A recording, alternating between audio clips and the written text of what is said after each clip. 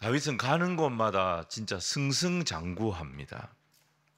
근데 우리가 이 사무엘하 8장에서 유심히 살펴야 할 것이 뭐냐면, 다윗이 가만히 앉아서 완성된 승리를 하나님께 받은 것이 아니었다는 것입니다. 하나님은 먼저 그에게 문제를 주셨습니다. 그리고 그 문제를 풀게 하셨습니다. 문제를 풀면서 문제를 이기는 법을 배우게 하셨습니다. 그래서 승리를 얻게 하신 것입니다. 다윗은 많은 문제를 풀어봤습니다. 많은 문제를 풀어봤기 때문에 비슷한 문제가 나와도, 그보다 좀 어려운 문제가 나와도 다윗은 피하지 않았습니다. 문제를 많이 풀어본 경험이 있었기 때문에 두려워하지 않았습니다. 그 문제도 풀어내는 삶을 살 수가 있었던 것입니다. 여러분, 그래서 우리 인생이 정답을 아는 것이 중요한 것이 아닙니다. 모르는 것보다는 낫겠지만 정답을 아는 것이 다가 아닙니다. 성경 말씀 달달 외운다고 그게 그 사람 능력 아닙니다. 그 말씀을 단 한 구절이라도 내 삶에 대입을 시켜서 풀어봐야 됩니다. 그래서 이 말씀이 살아있는 하나님의 말씀이라는 것을 내 삶으로 증명해본, 확인해본 그 사람에게 진짜 능력이 생기는 겁니다. 자, 오늘 구체적으로 어떻게 하면 이런 문제풀이의 능력을 갖춘 사람이 될 수 있는가? 저는 오늘 세 가지로 함께 나눠보려고 합니다. 첫 번째는 내게 주신 은사를 개발해야 합니다. 사실 다윗은 그 출발이 별 볼일 없는 사람이었지 않습니까? 그의 형들은 다 발탁이 됐어요. 군인으로 발탁이 돼가지고 다 군대로 갔습니다. 근데 다윗은 발탁이 안 됐어요. 그래서 군인이 되지 못하고 집에서 양을 치는, 저 들에서 양을 치는 목동이 되었습니다. 양치는 목동은 아무도 알아주지 않는 제일 천한 직업이었습니다. 하지만 다윗은 자신에게 주어진 그 작고 천한 일을 하면서 실망하지 않았습니다. 불평하지 않았습니다. 그 속에서 계속 자기 은사를 개발해 나갔습니다. 사자와 곰이 덤벼도 피하지 않았습니다. 아마 물맷돌 돌리는 그 아주 그 실력이 맹수들이 올 때 이 맹수들을 쫓아버리는 그 과정에서 개발이 됐던 것 같아요. 양치기 신세에 비관하지 않았습니다. 자기를 알아주지 않는 세상을 원망하지 않았습니다. 그 상황에서도 다윗은 노래를 만들었습니다. 찬송을 만들었습니다. 시를 썼습니다. 기도문을 만들었습니다. 악기로 연주를 하면서 계속 자기 영혼을 말씀과 기도로 달랬습니다. 그러면서 자기 은사를 개발했던 것입니다. 다윗이 아무것도 안 하는데 능력이 그에게 생긴 게 아닙니다. 아무도 알아주지 않는 양의 우리에서 그 전양 한 마리를 지키겠다고, 새끼 양 한 마리를 지키겠다고 성실하고 진실하게 일하는 그 다윗의 모습을 하나님은 놓치지 아니하셨습니다. 그 모습을 보시고 다윗에게 하나님은 점점점 더 큰 일을 맡기셨던 것입니다. 그랬더니 다윗에게서 뭐가 나옵니까? 자기 마음의 완전함과 그 손의 능숙함으로 그들을 지도해내더라는 것입니다. 여러분, 다윗의 마음의 완전함과 그 손의 능숙함은 어디서 만들어진 걸까요? 아무도 주목하지 않았던 양의 우리에서 천하디천한 양치기의 일을 하면서 그 양떼를 잃지 아니하려고 밤을 새우며 애를 쓰던 그 모습 속에서 하나하나 개발이 되어졌던 것입니다. 그때 그는 자기에게 오는 문제를 피하지 않았어요. 그 문제를 풀었어요. 그랬기 때문에 가는 곳마다 어떤 다른 문제를 만나도 문제 푸는 원리를 알았던 거예요. 그러니까 그 문제를 풀어냈던 거예요. 비슷한 문제, 그게 모양만 다르지 원리는 같습니다. 다 풀어내는 실력이 딱 생겼던 것입니다. 그래서 여러분, 정답만 똘똘 외우는 것은 아무 힘이 없어요. 문장만 하나 딱 꼬여도 못 풀어버립니다. 문제를 자꾸 풀어야 됩니다. 어려운 문제를 자꾸 풀어야 됩니다. 사자 문제도 풀고 고은 문제도 풀었더니 골리앗 문제도 풀어내는 사람이 되었습니다. 문제를 자꾸 풀어야 실력이 생기는 거예요. 어려운 문제도 풀어내는 능력이 만들어지는 겁니다. 두 번째는 뭐냐? 하나님이 이기게 하심을 경험해야 합니다. 다른 말로 하면 하나님이 나와 함께 하신다. 이 동행의 능력을 깨달아야 됩니다. 여러분, 우리가 착각하는 게 있습니다. 하나님이 나를 도와주셔서 내게 없는 능력이 생기고 내가 그 하나님 능력받아 능력자가 되었기 때문에 문제를 풀었다, 문제를 이겼다, 승리했다, 이렇게 생각합니다. 그게 오해고 그게 착각입니다. 여러분, 과거도 그렇고 현재도 그렇고 앞으로도 마찬가지일 겁니다. 나는 항상 허술하고 부족하기 짝이 없습니다. 근데 내가 어떻게 여기까지 올 수 있었던 걸까요? 능력의 근원 되신 하나님이 나와 함께 해 주셨기 때문입니다. 그러면 지금 우리가 체크해야 될 게 뭐겠습니까? 하나님이 나와 함께 하시는 거, 이걸 자꾸 확인을 해야 하는 것입니다. 어떻게 하면 하나님이 함께 하신다 그랬습니까? 마태복음 18장 20절에 두세 사람이 내 이름으로 모인 곳에 나도 그들 중에 있느니라. 두세 명이라도 하나님을 예배하는 자들이 있는 곳에 하나님이 함께 하신, 내 예배를 체크해 봐야 됩니다. 내 예배가 지금 살아있나? 우리 가정 예배가 살아있나? 우리 구역 예배가 살아있나? 내 예배가 살아있나? 이걸 체크해 봐야 하는 거예요. 두 번째는 갈라디아 2장 20절 보면 내가 그리스도와 함께 십자가에 못 박혔나니 그런즉 이제는 내가 사는 것이 아니요 오직 내 안에 그리스도께서 사시는 것이라. 기독교 신앙이 뭡니까? 내가 죽는 거예요. 나는 죽고 그리스도로 사는 거. 내가 죽을 때 그리스도께서 내 안에 역사하시는 거예요. 과연 나는 오늘 죽고 있나? 여러분, 이게 이루어지면 주님의 능력은 자연스럽게 우리에게 임하는 겁니다. 설교를 하면서도 내 능력으로 사람을 변화시키려고 하고, 어떤 내 입술의 기술로 사람에게 감동을 주려고 하고, 그렇게 하니까 자꾸 쓸데없는 말을 하게 되고 사람들의 반응을 의식하게 되고, 그렇게 할 필요가 없는 거죠. 말씀 잘 열심히 최선을 다해 기도하며 준비하고 하나님 앞에 간구하는 거죠. 하나님, 준비된 말씀 위에 주께서 함께하여 주십시오. 성도들의 심령을 이 말씀 가운데 만져주시고 회개가 일어나게 하시고 감동이 부어지게 하시고 치유의 역사가 나타나고 회복이 이루어지게 하여 주시옵소서. 그때 변화가 일어나는 거고, 그때 감동이 일어나는 거고, 그때 치유가 일어나는 거고, 내가 하는 게 아니죠. 임마누엘의 하나님, 나와 함께 하시는 하나님이 다 하시는 거지. 여러분, 성경에 하나님이 함께하는 전쟁에는 특징이 있습니다. 1단계가 뭐냐? 여호와의 사자를 먼저 보내십니다. 자기 백성보다 먼저 여호와의 사자가 그 대적을 찾아갑니다. 2단계가 뭐냐? 마늘이나 양파를 다지듯이 완전히 그들의 마음을 하나님이 먼저 다져버립니다. 그래서 힘을 못 쓰도록 딱 만들어버립니다. 3단계, 그 상황에서 하나님의 백성들이 전쟁터에 나가니까 싸울 필요가 없는 거예요. 그냥 남은 잔당들 제거하고 이삭 줍듯이 승리를 주워 담았던 것입니다. 이게 성경 보십시오. 하나님이 함께 하시는 전쟁의 특징들입니다. 다윗이 가는 곳마다 자기보다 먼저 가셔서 일하시는, 이 하나님이 나와 함께 하신다, 동행하신다, 이걸 체험했던 거예요.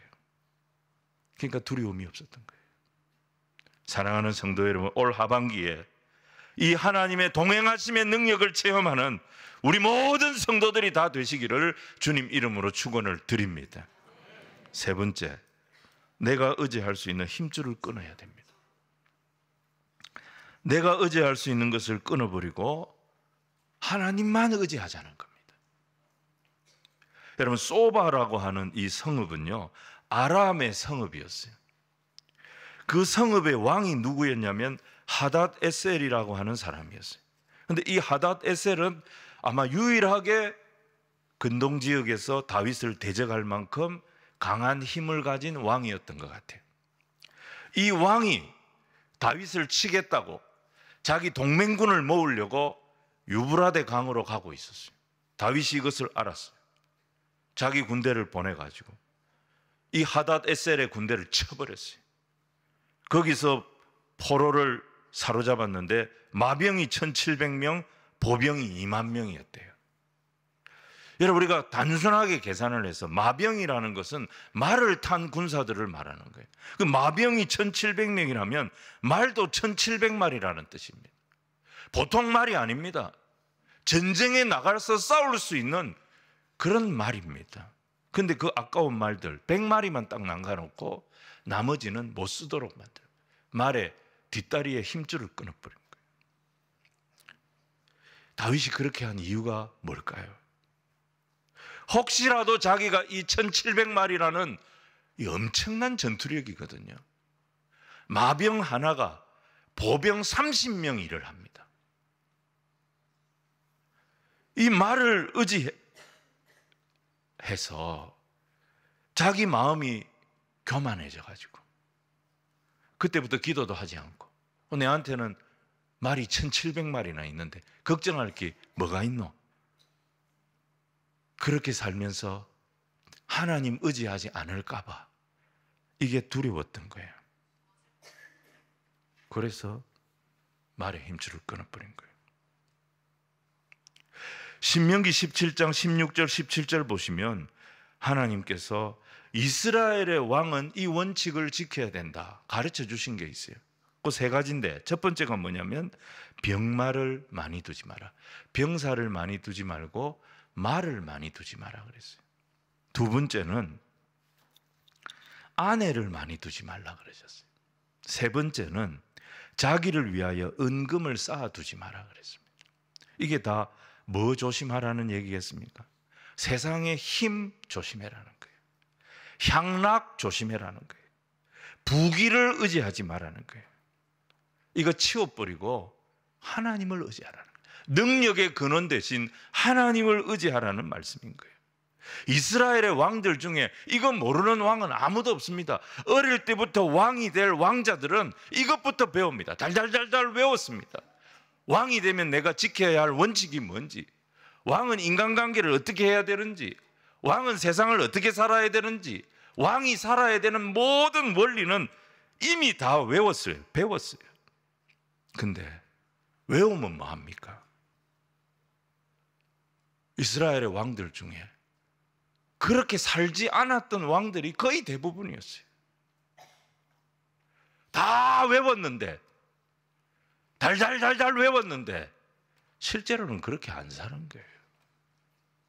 그냥 아무 의미가 없는 거죠. 다윗은 어떤 왕이었어요? 아는 것을 넘어서서 그 말씀대로 살았던 왕이었어요. 사로잡은 병마 1,700마리면요 다윗의 군대는 지금보다 훨씬 강해질 수 있었습니다. 유럽이고 아시아고 아프리카고 어디든지 쳐들어가 가지고 대제국을 만들 수 있는 그런 전투력이었습니다. 근데 그걸 딱 포기해야 될 때, 말에 힘줄을 끊을 때 아깝지 않았겠습니까? 근데 다윗은 바로 힘줄을 끊어버려요. 자기 눈앞의 이익보다 하나님 말씀대로 살기를 원했던 것입니다. 여호수아 5장 2절 보시면 요단강을 딱 건너고 나서 이제 가나안 땅입니다. 길갈에 이스라엘 백성들이 진을 쳤습니다. 그때 여호수아에게 하나님께서 주신 명령이 뭡니까? 부싯돌로 칼을 만들어서 할례를 행하라고 명령. 전쟁이 지금 코앞인데 이스라엘 군인들 전부 다 할례를 행하라는 거예요. 할례 받고 제대로 걷지도 못하는 이 군인들에게 하나님 또 무슨 요구를 하느냐? 적들이 훤히 보이는 여리고 평지에서 유월절을 지키라는 거예요. 전쟁 앞둔 군인들한테 너무 무리한 요구 아닙니까? 그런데 여호수아는 이 말씀대로 할례를 행했고 유월절을 지켰습니다. 이게 뭘 의미합니까? 사도 바울은 자기 몸에 육체에 가시가 있다 그랬어요. 그래서 이거 해결해 달라고 하나님 앞에 간구했습니다. 그때 하나님이 주셨던 답은 육체의 가시를 제거하는 게 아니었어요. 그에게 주셨던 답은 네가 더 약해져야 된다. 네가 약해야 나를 의지한다. 네가 약할 그때가 곧 강합니다. 힘줄 끊고 스스로 약해지는 길을 가라. 여호수아가 거기에 순종한 거예요. 거기에 순종했을 때 여리고 전투에서 여호수아는 칼 한 번 들지 않았습니다. 하나님께서 큰 승리를 주셨던 것입니다. 사사기 6장 기드온도 똑같습니다. 미디안과 전쟁을 해야 됩니다. 10만 명이 넘습니다. 대적은 각처에서 군인들 끌어모았습니다. 3만 2천 명 모였습니다. 10만 명이 넘는 대적에 비하면 3만 2천 명 가지고 안 됩니다. 근데 하나님 뭐라고 하십니까? 너무 많다, 돌려보내라. 결국 기드온이 300명 남기고 나머지 다 돌려보냅니다. 이게 뭘 말합니까? 힘줄 끊으라는 겁니다. 네가 만약에 숫자가 많아서 승리하면 내가 준 승리라고 생각하겠냐? 네 군대의 숫자로 이겼다고 하지. 기드온이 힘줄 딱 끊고 하나님 말씀대로 순종했을 때 그는 자기가 상상할 수 없는 승리를 거두었던 것입니다. 여러분, 우리 인생에서 힘줄 끊는 게 뭘까요? 우리 인생에 찾아온 문제를 풀어내는 능력을 키우는데 제일 어려운 게 이 세 번째입니다. 힘줄 끊는 겁니다. 내가 당연히 누릴 수 있는 권리, 내가 의지할 수 있는 것들, 그걸 포기하는 것입니다. 다윗은 찾아오는 인생 문제 앞에서 첫 번째 불평하지 않았습니다. 자기 은사를 개발하면서 문제를 계속 풀어나갔습니다. 그랬더니 능력이 쌓였습니다. 그리고 실제 삶에 하나님이 나와 함께 하시면 어떤 역사가 일어나는지를 체험해 보고 싶었습니다. 그랬더니 하나님 다윗이 어디로 가든지 승리하게 해주셨어요. 그런데 그게 다가 아니었어요. 하나님이 주신 승리 이후, 하나님이 그를 이기게 하신 이후에 다윗은 더 두려워합니다. 내가 교만해질까 봐. 내가 하나님 아닌 것을 하나님처럼 여전히 붙잡고 의지할까 봐. 자기 자신을 계속 약하게 만들었습니다. 의지할 게 없도록 만들었습니다. 말에 힘줄을 끊어버렸습니다. 그리고 그가 의지할 힘줄을 끊는 또 한 가지 방법이 있었는데 그게 뭐였느냐? 받은 은혜를 하나님께 바로바로 돌려드리는 거였습니다. 자, 우리 11절 12절 말씀을 같이 읽겠습니다. 시작. 다윗 왕이 그것도 여호와께 드리되 그가 정복한 모든 나라에서 얻은 은금 곧 아람과 모압과 암몬 자손과 블레셋 사람과 아말렉에게서 얻은 것들과 소바 왕 르홉의 아들 하닷에셀에게서 노략한 것과 같이 드리니라. 다윗은 생기면 바로바로 하나님 앞에 드립니다. 여러분, 성경에 나오는 인물 중에 이거 보면요, 재물에 대해서 제일 깔끔했던 사람이 다윗이었어요. 재물 앞에서 지저분해지지 않았어요, 다윗이. 복의 근원이 어디에 있는지를 확실하게 알았던 거예요. 그랬더니 하나님 어떻게 하십니까? 6절에 하나님은 다윗이 가는 곳마다 승리케 하여 주셨다 그랬죠. 다윗이 이렇게 했더니 14절에 이 복이 반복이 되게 하십니다. 다윗이 어디로 가든지 여호와께서 이기게 하셨더라. 하나님이 주시는 승리가 계속 반복이 됩니다. 승리의 선순환이 이루어지도록 인도하여 주셨던 것입니다.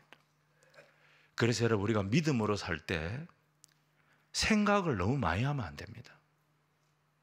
생각을 너무 많이 하면 안 됩니다. 여러분, 믿음에서 우리를 떠나도록 만드는 것이 우리의 생각입니다. 생각이 많아지면 염려가 들어옵니다. 생각이 많아지면 불신이 들어옵니다. 염려, 불신, 두려움에 내 마음이 생각이 많아질 때 잠식당하는 것입니다. 다윗은 단순했습니다. 자기가 의지할 게 딱 생기면 힘줄부터 끊어버렸습니다. 받은 바 하나님의 은혜는 바로바로 하나님께 제일 먼저 드렸습니다. 그랬더니 그의 인생이 어떤 인생이 됩니까? 고백이 다른 인생이 됐어요. 고백이 다른 인생. 자, 어디에 있느냐? 시편 37편 25절로 28절에 나오는 다윗의 고백을 우리 같이 한번 읽겠습니다. 시작. 내가 어려서부터 늙기까지 의인이 버림을 당하거나 그의 자손이 걸식함을 보지 못하였도다.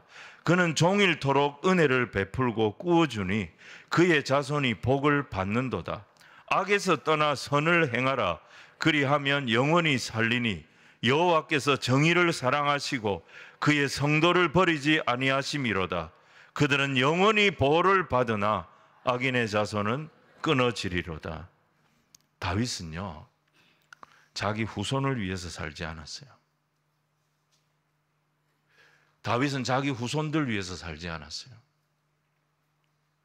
다윗에게 이런 신조가 있었어요.